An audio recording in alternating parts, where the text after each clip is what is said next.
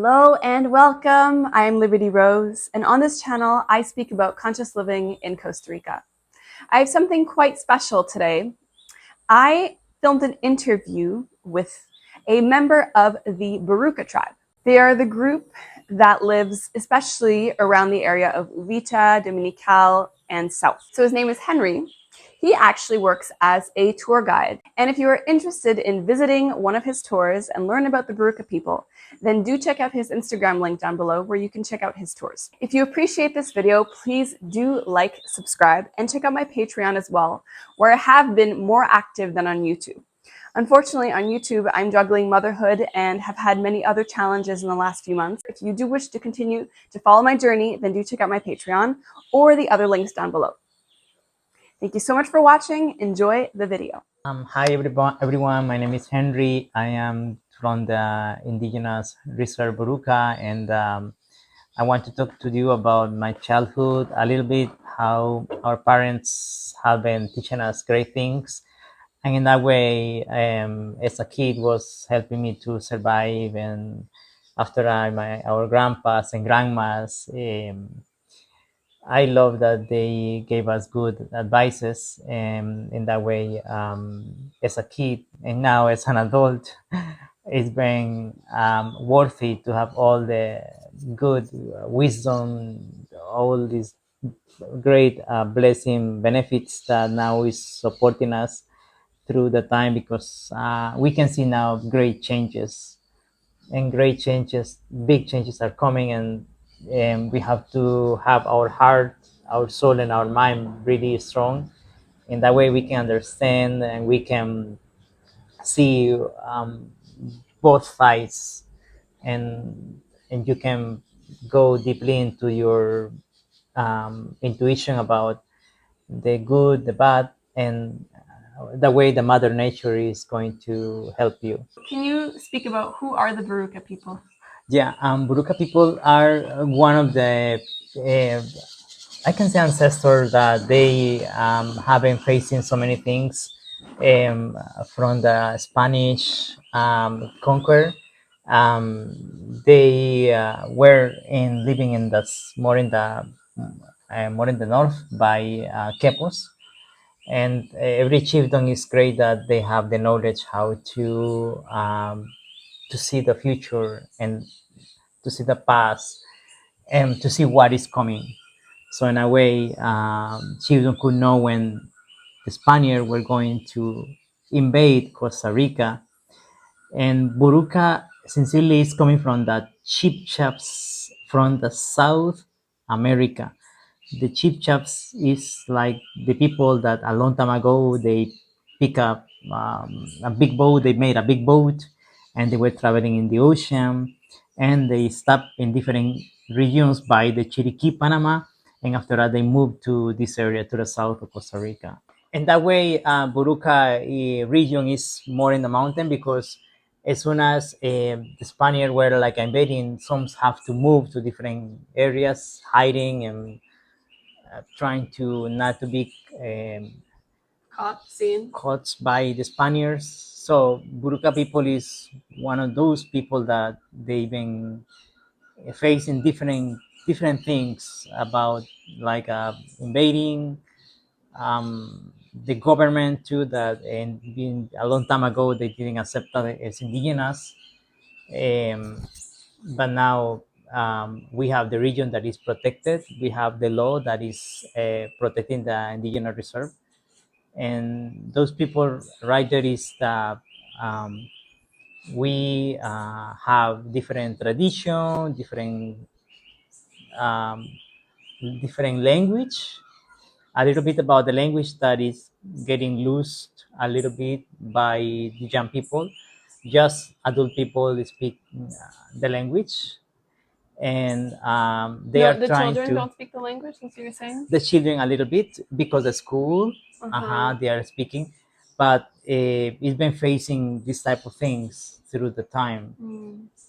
Now we have the Catholicism. The Catholicism was brought from the Spaniards, and different changes, we've been facing. Mhm. But we still have the traditions and the culture and so many workshops that we do there.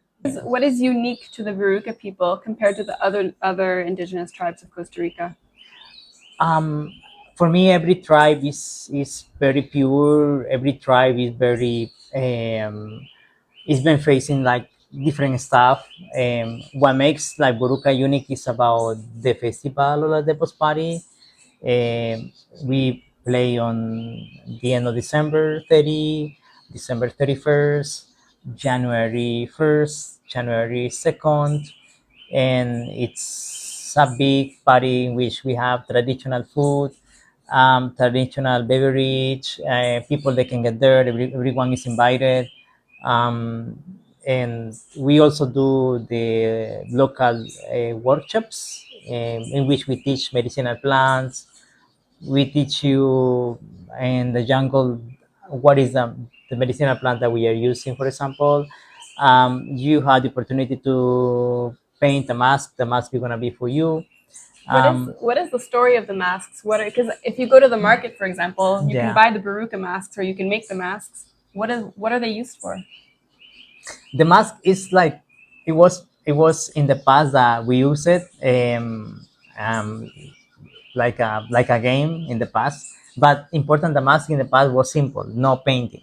It was like a little mask protecting the face, and we didn't think that the same mask we were going to use it for facing the Spaniards.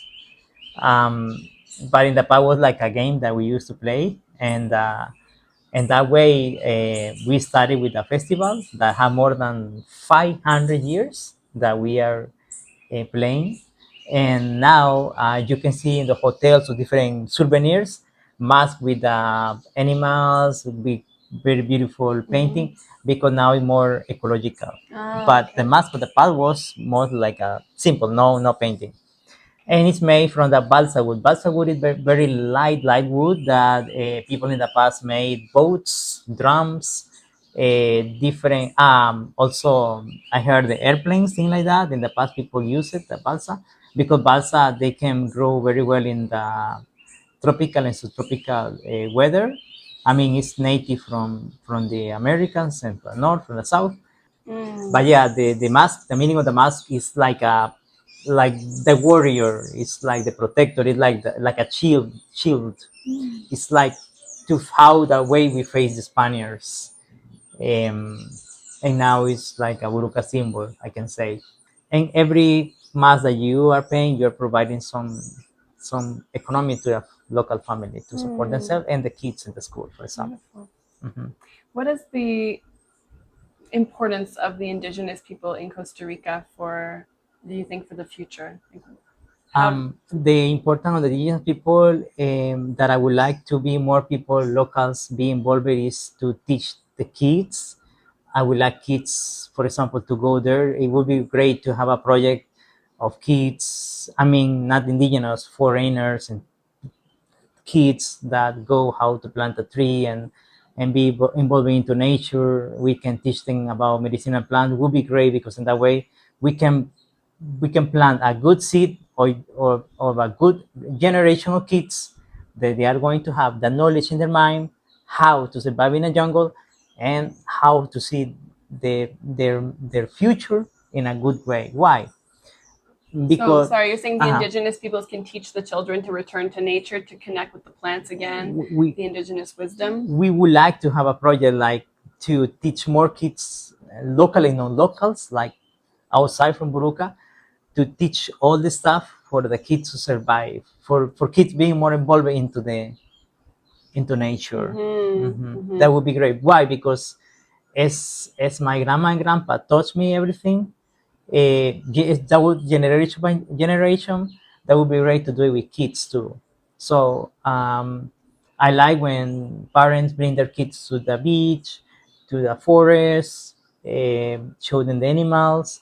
I like how kids are exploring and not having kids the full day into a phone and So I would like to have kids more healthy in so many different ways, talking about the nature, because through the time we have found out that the nature is one of the best healer for the planet. And the more they are involved into nature, they're gonna love more the nature. So One problem that is very present in Costa Rica and everywhere in the world is that the indigenous peoples are not seen and recognized and given enough excuse me. importance. They're often, the governments push them away and they lose a lot of their lands. Their lands are taken. And how do we help the indigenous peoples play more of an active role in the relationship to the land and in the world? The thing with indigenous land, indigenous people is that some years ago we Costa Rica, we have different indigenous regions. Every indigenous regions, we have our own traditions, our own language, but it was some years ago it wasn't recognized, and we didn't receive sincerely any help from the government. Right now, municipalities, in the past, for example, we didn't have any like a voice, like a local association. Now we have local association, and I can say by the association is that some portion of money are getting to the tribe, but the truth about this is that most associations are not doing the right job, in which the government provides some portion of money and the association like take the money, and they don't really do works in the community, and everybody are going to benefit, take a good benefits of the money that the government is giving. So it's a little problem with the local association, because we don't really exactly know where the money is going. How indigenous can be recognized? Okay, we would like to have more projects outside of our tribe and inside the tribe too. About the traditions and different stuff to be more recognized. Some years ago, we wasn't recognized because uh, first of all, the indigenous lands are protected by some laws in which no white people they can buy a land in our tribe. We can buy a land between indigenous, for example, but in that way, I think governments kept indigenous away from so many like a help. For example, indigenous people they cannot go to a bank and ask for a credit to make some business. As a volunteer, we cannot do it. We have to survive ourselves there. The thing is that the government, the truth that the government wanted to make different projects. I don't know if people heard about before about some years ago they were going to build a big electrical A dam. dam, and that project was going to be included into the indigenous region. They were going to evacuate a lot of people from from the tribe, from Buenos Aires, Boruca, and Reycure, and in that way, they wanted to make that big project. So, in other words, different indigenous regions were going to disappear. When indigenous people started protesting, and other organizations were helping indigenous protesting, the government have to stop the project, because the government was going to sell electrical to other neighborhoods countries. And after doing all of this one, and the indigenous like I put our right in the table, and the government said, okay, now it's your land, we are not going to destroy it. I feel like the government is being keep keep them apart because of that, because they want to do this one, that one, but okay, but they don't see the bad thing about they were going to destroy nature, and also the indigenous people were going to disappear their own land. The indigenous keep losing their lands too, right? Or the government keeps trying to take more of their. Is that still a problem today? Yeah, in the past, what happened is that some indigenous sold the land very cheaper price. It's some troubles in families that the men drink a lot, and they sold the land to white people in the cheaper price. And those type of land that the government is trying to recover and to give the land to the indigenous back, because it was like in a wrong way the selling, because there is no paper that says like okay, this is your land. So and now those lands are going back to some indigenous. So sincerely, in the past, I was a little disgusted with people because they sold the land so cheaper. Now they have some different consequences about that. But yeah, the good thing is about the law that is protecting their land. Yeah, our land. We are open to, for example, to hear and to receive any help from the government, even though we know that they are keeping us a little apart. But we just hope the best future. We want the best future for the kids, because we know the kids are coming, and in that way we're gonna have a great kids, great future. So And what was your childhood like growing up as an Indigenous person?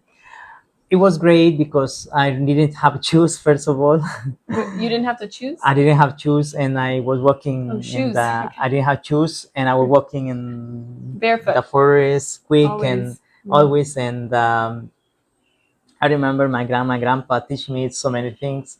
At the beginning, I wasn't interested. I didn't catch all the things, but when I was growing, I was more interested. That why I can say our memory is like a chip of a computer that little by little as soon as we are growing, we are learning more and more stuff. Oh, now this is interesting because we are gonna need this on future. So in that way happened with our childhood, that how to live, survive, and to see our mother nature that is giving us all the blessing, food, fruits, water, and so many things. um, and I can say that yeah, the childhood was really, really beautiful. And my grandma and grandpa, they are not here; they have gone already. They are in the universe. But one of the I'm so proud and grateful is all the education. I didn't went to a university to have big titles. As a guy, I didn't receive any education. I was studying just the basic things, right? Even though I'm really bad in internet sometimes with the software, when I'm going to have set the phone, and it's hard sometimes. So my couple helps me a lot. But yeah, it's great to grow in that way because you learn a lot of things. And when you have experiences like white people that they got to our land, or they ask so many things about, oh, how the way you guys were surviving, and we teach the things in our tours, histories, so many real experiences. They see a big change, like wow, I'm here in the city and you're in the jungle.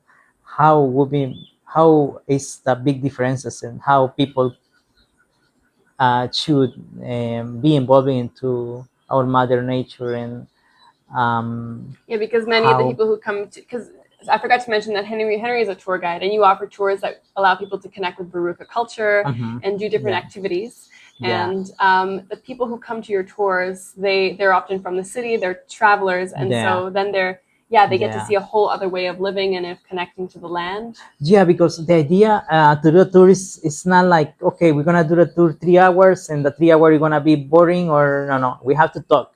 I mean, if one plant is medicina, we teach about that. If there is a legend history about this, we tell you about this. Um, any animal that we see, we tell you the history, all the things that we can find, and it is in a really respectful way, and also fun way. Also, because we have fun, sincerely, we teach everybody. And I love every time when parents bring their kids to the nature. I love that. I have seen kids more interested in learning things, and they ask questions. And I love when they ask questions because we love teaching. um, so everybody is welcome, and I think Mother Nature is for everybody, not for me as indigenous. No, it's for you too. You are part of the nature, and the more you go in the nature, you learn more. and that's what I want um, to get better in the future. Like the more you bring your kids to the nature, they will learn more with you, and you're gonna have great blessings. Not a phone, no. Yeah, Okay, yeah, yeah, the importance of helping children remember that they are the nature that's around them. That's yeah, that's a really important teaching. They're yeah, not separate from it. yeah. Yeah, and I think that's one thing that's beautiful about living in Costa Rica is that there's so much nature everywhere that it's easy for the children to Mhm, find that connection mhm, again if you're living mhm, in not in the city. mhm, mhm. Yeah. Yeah, because one thing I want to talk about as a guide is that I have seen a lot of plastic in different areas, Hmm. and it's a problem that the one I don't know. I haven't investigated who invented the plastic a long time ago, but they didn't teach government, the municipality didn't teach. They didn't teach the parents how to face and to manage with the plastic, how to separate into organic things and non-organic things. And now it's uncontrolled. It's like under control of the population. Like we see plastic everywhere. We take days off um, picking garbages in the beach. Actually, in Garza Beach soon, I'm gonna pick up some people to help me to pick plastic there. There is a lot. In one of my projects that is coming soon. It's a And a beach cleanup is your project? it's a beach cleanup soon because I saw the Garza Beach is beautiful, but there is so many plastic coming from so many Yeah. different areas. Actually, there I found out some from China, and one of the ideas is to pick up some volunteering, going there and pick up garbages, and to ask the municipality to help us with a garbage truck to pick up the plastic there. So in the main road. But yeah, I want to tell you that we can teach our kids how to manage and how to work with plastic in that way when they are adults. They cannot throw the plastic everywhere, and in that way it's gonna be a green planet. Hmm. Because I have seen from a long time ago, from my childhood to right now, it's under control. And remember when I was a kid, no plastic. Now it's uncontrolled. How has not just the plastic but Costa Rica in general changed since you were a child? It must be very different with so many developments everywhere.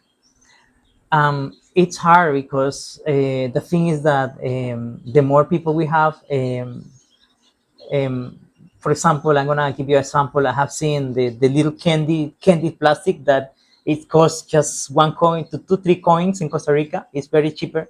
So many in the road, so many in there, so many in the little parks. And I have seen is the education, because we pick up in different areas and we see, oh, okay, yeah, it's easy to eat, but it's cheaper too, and it's easy to dump it out in other words, in other places. Sorry. If we teach our kids, for example, how to put the plastic in a garbage can, or and to be responsible with their own stuff, they're gonna be responsible with themselves on future. Because if they do that, what is gonna happen about our planet? It's not. No one is gonna uncontrol it. The scientific that invented plastic is not gonna come and tell you about this. No, they didn't do it. So we have to teach them from little, from when they are being adults, how to survive and to teach others, because that's the idea. As I said before, this is generation by generation, as the indigenous are doing it a long time ago. If we teach our kids, that generation, we're gonna plant a new seeds to the other ones, and the other ones are gonna. We have a great future. We want the best for the kids, and if you want the best future for the kids, you have to start right now planting the seeds, teach the kids education and so many things to learn, sincerely. And as an indigenous, I tell you that I love people, I love everybody, and um, sincerely, everyone we need, and um, we have a second opportunity in the planet, a second, and everybody is welcome to the Mother Nature. Sincerely, I can tell you by heart. What do you feel is the future of for the earth and for the indigenous people? their role in the future? They are, yeah, they are protected. The only thing is that about everything is going. I don't know if we're gonna receive more help in future. I don't know. Um, but the thing is that we think we have to survive planting our own crops, our own things, having our own food, because as things are going and so many food are involving into the bad pesticide. Yeah. So it's better. I think it's better to teach families to plant your own. I have seen people planting their own pineapples, for example, their own oranges. It's tasty. Their own mangoes in their houses is great, and everything is possible. Yeah. So in that way, Yeah. you can have your own fruits and you can survive. Yeah. Mhm. Self-sufficiency. Yeah, as we did in pandemic, as we did In pandemic. in Yeah. pandemic, we were planting, we were eating from our own land. In that way, we could survive. It's interesting because the pandemic made us really realize, oh, we got to take care of ourselves. It was like a wake-up call. But then people returned to their regular ways of living. Yeah, because we can see the differences. So this planet is like a, I can say, like a memory. The every day is a lesson. So we learn from this one, from that one, but after that, everything get to a point like, oh, now we are doing with the kids, and the way we are growing, it's been a blessing from the universe that at least we can survive in that ways. Because I don't see myself, I don't like cities. I don't see myself living in the city. I got stuck. I got really stuck. I can die in the city. So, Me too. and a jungle is the best. I used to Better, live in a yeah. city, and I lived in an apartment with many other people living super close. And now Wow. it's like I go to Oh this, my I go to gosh, Ubita, yeah. and I'm like, I Yeah. can't stay there. Yeah. Yeah. Thank you for the things that you shared.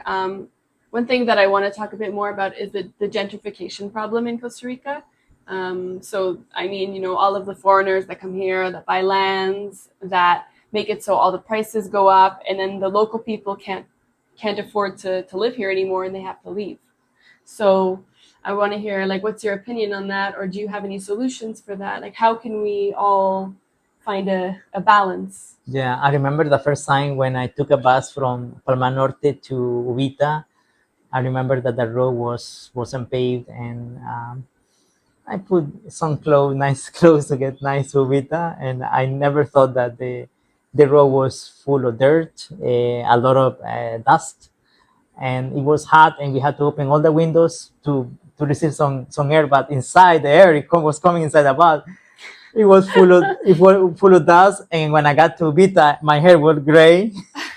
When I got to Vita, I have to add some water to release those signs. Not so many people a long time ago, talking about more than 30 years ago, um, and the bus spent like almost 4 hours and a half from Palmar to Ubita. Wow. Almost 4 hours And and a half. normally, how long Now is it's it? 1 hour. 1 hour 40 minutes, something like that. 40 to 1 hour. So the foreigners brought the development, so now it's easier at least to get around with the roads. Yeah. The thing is that when the government painted the road, we didn't have a lot of like foreigners, and people Tico sold their land in a cheaper price. Big lands. Now I can see now foreigners are uh, charging the double extra money. And as a Tico, if I go and buy the land there, they say the price is this one, because so sorry, but you are not foreigner, so I don't think Really? you cannot buy it, because now our lands cost more because of this one, because of that one. All right. Wow. Sanctification. Everybody needs opportunities. Everybody need to live in a peaceful place. Everybody need to have a second opportunity, as I said before.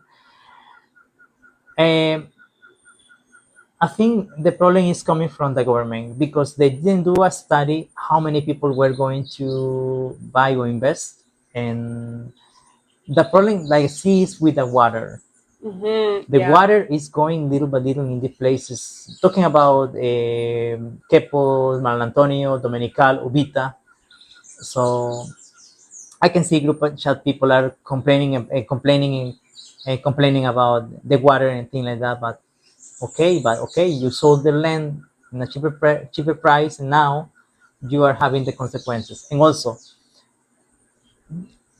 municipalities or government didn't make a study where you were going to build your house, because I heard some histories, real histories, that some people bought a big land and their house where they were going to build it in a little creek where the water was going, and they destroyed those places. And what happened with the water? The water is going. If you do the thing legal, if you do the things right, if you plant this good seed, you're gonna receive blessing and good benefits. But if you do the things in the wrong way, for sure you're gonna receive bad things. What I'm worried is about the water and the nature, because so many trees have been being cut in these areas. Ubita, Dominicalo, Hochal. I don't know how much. I don't really know. I'm talking about like I can say it, but go like a stupid in this way. But I don't know if municipalities are receiving money. I don't know if the Minai is receiving money under the table. I don't know, but who made the studies for the land? Who made the studies of that creek is gonna give the community great water, and that creek was total cut by the because they were bringing big machineries. There's for sure a lot of corruption at many levels. And the Costa Rica government, there is corruption. And the deforestation. Just yesterday, I was sitting here and I was hearing across the street that they were cutting trees, and it's so hard to be listening to that, to trees being cut and falling in the forest, and it was breaking my heart. I had to close the door because I couldn't hear it. And the water and what about the animals? The animals too. It's just like I think coming here and really paying reverence to the land and taking the time to study how can I build in a way that's sustainable and that has the minimal impact, ecological impact on the land. Like we need to be asking ourselves more questions on how we can build in sustainable ways. It would be great if we have the real estates and local volunteerings or the long owners of the land. Okay, you receive a big portion, millions of money. Okay, when you take 1 week and let's reforestate in other places that we need. Okay, you sold your land, you receive your money. Okay, now you are like this, tranquilo. We say like a quiet. All right, but if we make projects like governments and municipality make projects with kids and the owners of the land that they would sold in reforestating other places, we are not gonna suffer with water. We are not gonna suffer with animal, because the animal need the fruits, the trees, and have seen so many trees cut it. And what about the animals? Yeah. And and something I don't like is that some people say, "Oh, it's really hot today," and and so when it's a little shade or the nice tree, they go and they hide in the little because it's hot. And what about the rest of the trees that they were cutting? Well, the heat is worse because of the trees, right? So everyone's complaining about how hot it is, but actually that's because the climate is like all over the place because the trees are cut. It's a big problem on many levels for sure. Okay. We need change in our minds, in municipalities, governments, in people too. But it's hard. I think it's because I don't like to say the word is about money, greed, about the government, municipalities, about it's okay to receive a big portion of money. You're gonna buy a car, your house, whatever you want, but what about the nature? That's what I'm trying to rescue. What about nature, the water, the animals? About the future of your kids, for example. I think it's really too bad that there's a lot of people here that are living so close to nature but are so disconnected from it and are not connecting with the importance of it. And I always ask myself, why are we so easily disconnected from nature, and why can't we hear nature speaking to us saying like, please, like, help me, preserve me? So I don't know what it's going to take for us, but we all need to wake up to.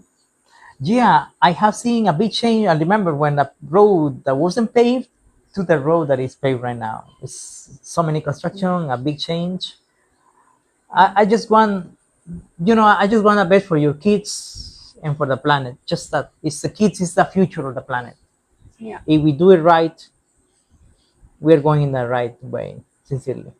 Definitely. I mean, everything is for the children. It's all for how can we build something that's sustainable for them, that where they can thrive. And all of my actions are always thinking about how I can create something better for my daughter and more. Yeah.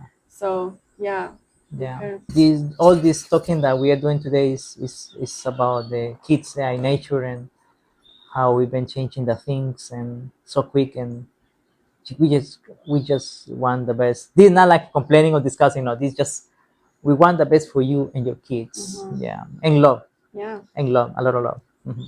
I think what's beautiful though about Costa Rica is that it's just such a powerful place energetically, and the natural world is so rich that it's a great place for children to connect to nature, and learn Yeah, about the richness, and then bring that back home to wherever they live, because they see the animals, they see, like, you can yeah, go see the snakes, you can go see all the plants, the flowers. I think it can open up children, like it makes them more yeah, alive, swimming in the rivers and everything. yeah. So Talking about energy is just that's true. Yeah, because Costa Rica has so many different places that energetically it's like a real connection between the universe and the earth.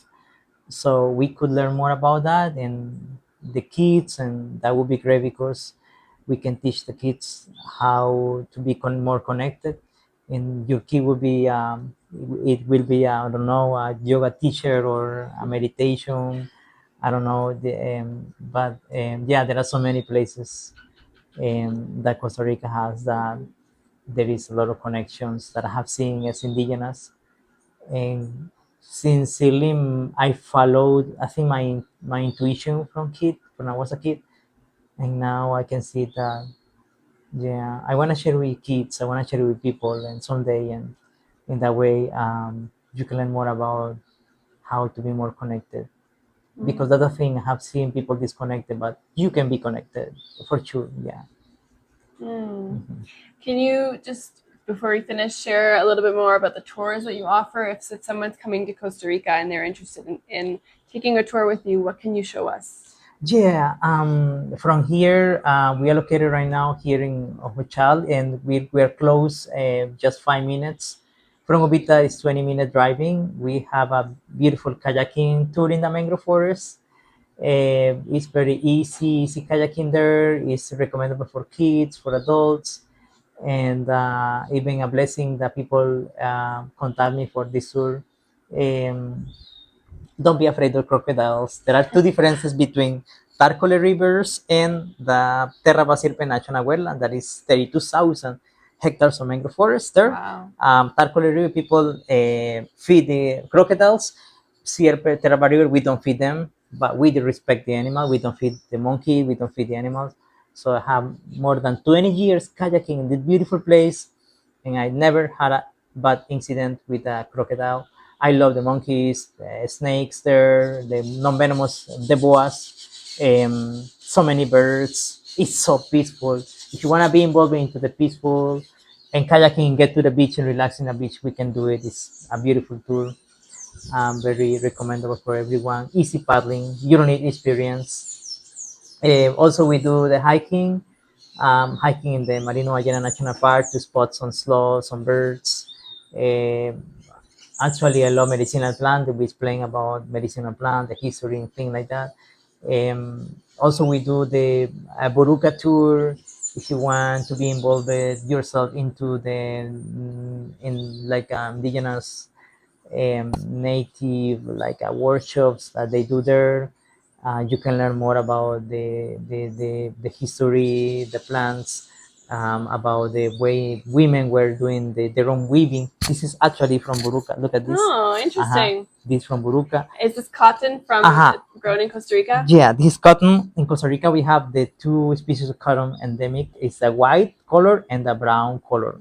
So the black color is from the seeds of the jicara. So if you go there, I will teach about jicara. And the purple color is from some leaves, like a blue purple is from some leaves that we have there. We call azul de mata. Uh, and we mix a color if you want. For example, we use the bark or the trees or the leaves to paint the color a natural way. So you're gonna learn more things because we have there a sacred waterfall and a museum, and the idea is to explain so many things. Yeah, we will put the links for people in the description box. So if anybody is curious, they can find you and they can find the tours. Thank you, and everybody is welcome. Sincerely, everybody welcome. And you're gonna see me talking a lot because in the tour I talk a lot about so many things. And if you have any questions so far, we try to do the best to explain you the best answer. And yeah, the idea is to have a great experience in Costa Rica. I'm native indigenous from Boruca, and hopefully I can meet more people. Yeah. Thank you so much, Henry, You for are sharing welcome. your You're welcome. knowledge and, You're and welcome. everything. I It was a really appreciate pleasure. it. Yeah. Gracias. Gracias. Muchas gracias.